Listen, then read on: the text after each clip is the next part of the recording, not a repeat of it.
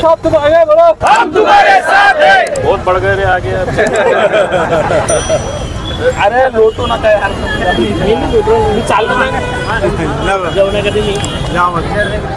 चला हे जे आदर्श संदर्भ हिंदी में बोलो, मराठी हो गया ना, मराठी हो गया हिंदी में तो पकड़ो ये। ओके रोहन।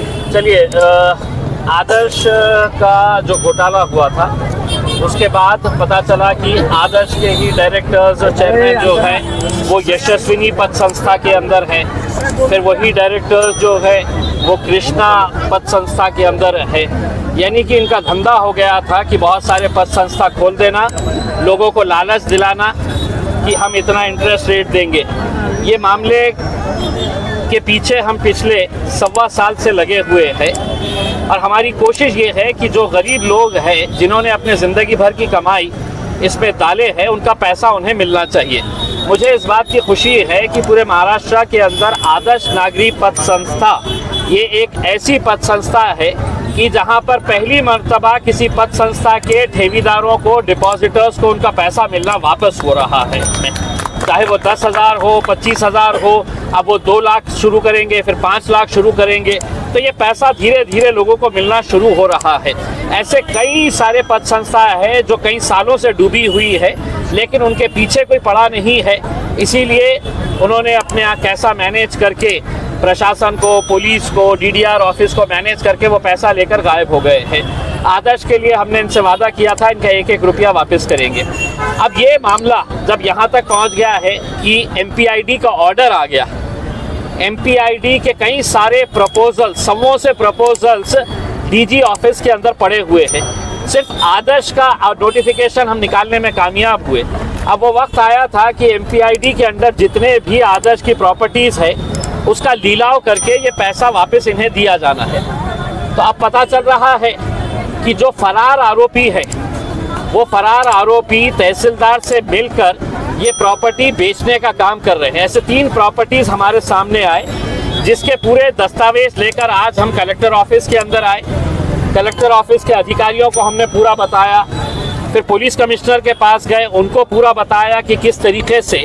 हैरानी की बात यह है कि पुलिस वाले का लड़का भी है तो ये प्रॉपर्टी खरीद रहा है, जालना के एक धन्ना सेठ भी ये प्रॉपर्टी खरीद रहे हैं, और हद तो ये हो गई है कि सहकार मंत्री जो इस ज़िले से ताल्लुक़ रखते हैं, इस शहर से ताल्लुक़ रखते हैं, उनका PA भी ये ज़मीन खरीद ले रहा है।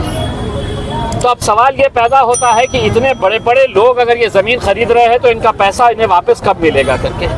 तो हमने ये जब शिकायत दर्ज कराई तो तहसीलदार को बुलाया गया और तहसीलदार ने पूरे डॉक्यूमेंट्स देखने के बाद 3 मिनट के अंदर उसने ये कहा कि ठीक है, मैं वापस ये प्रॉपर्टीज़ वापस लेके आ जाता हूँ जिसने बेचे है करके। हमने कहा कि नहीं, तुम्हारे ऊपर तो FIR रजिस्टर होगी, तुम्हारे ऊपर केस रजिस्टर होगा।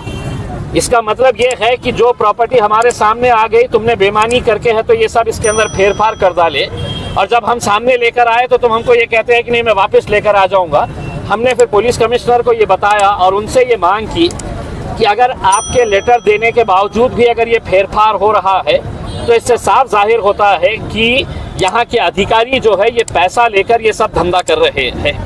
पुलिस कमिश्नर ने आश्वासन दिया है कि मैं ऑलरेडी हमारे पुलिस डिपार्टमेंट के अंदर जो कोताही हुई है तो उसके खिलाफ हमने इंटरनल इंक्वायरी ऑलरेडी ऑर्डर कर दिए है, और जो अधिकारी कलेक्टर ऑफिस से संबंधित हैं उनके खिलाफ FIR रजिस्टर करने के लिए कलेक्टर के साथ चर्चा करके उन्होंने ये आश्वासन दिया कि हमें FIR रजिस्टर करना इसलिए भी ज़रूरी है ताकि ऐसा कोई दूसरी जगह के ऊपर भी ये प्रॉपर्टी बेची जा रही है तो सब अधिकारी को मालूम पड़ जाना चाहिए कि ये प्रॉपर्टी जो है ये बेच नहीं सकते है करके।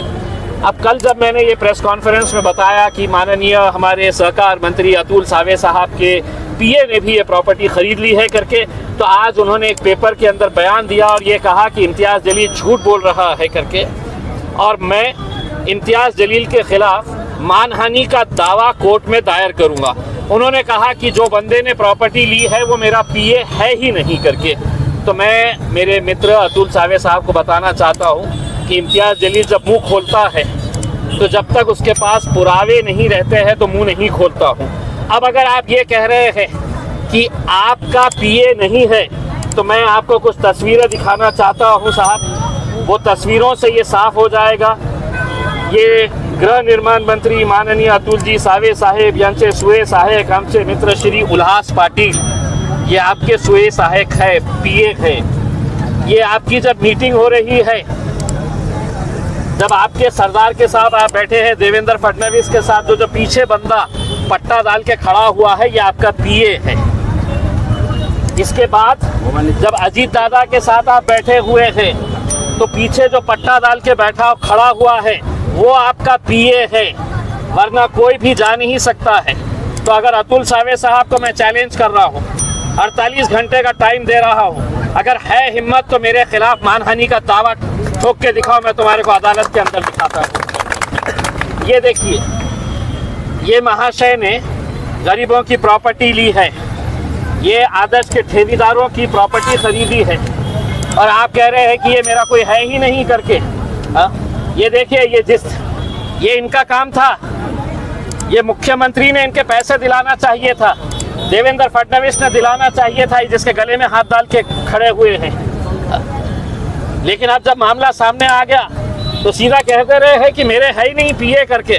चलिए, आप केस लड़ाइएगा मेरे खिलाफ, अदालत के अंदर बात होगी। दूसरे जो कालिका वाला मामला है जालना जी, वो भी धरना से देखिए, पीसा देवी के अंदर जो जमीन बेची गई है, उसका मार्केट वैल्यू अगर देखा जाए तो कम से कम वो 4 से 5 करोड़ रुपए की प्रॉपर्टी है।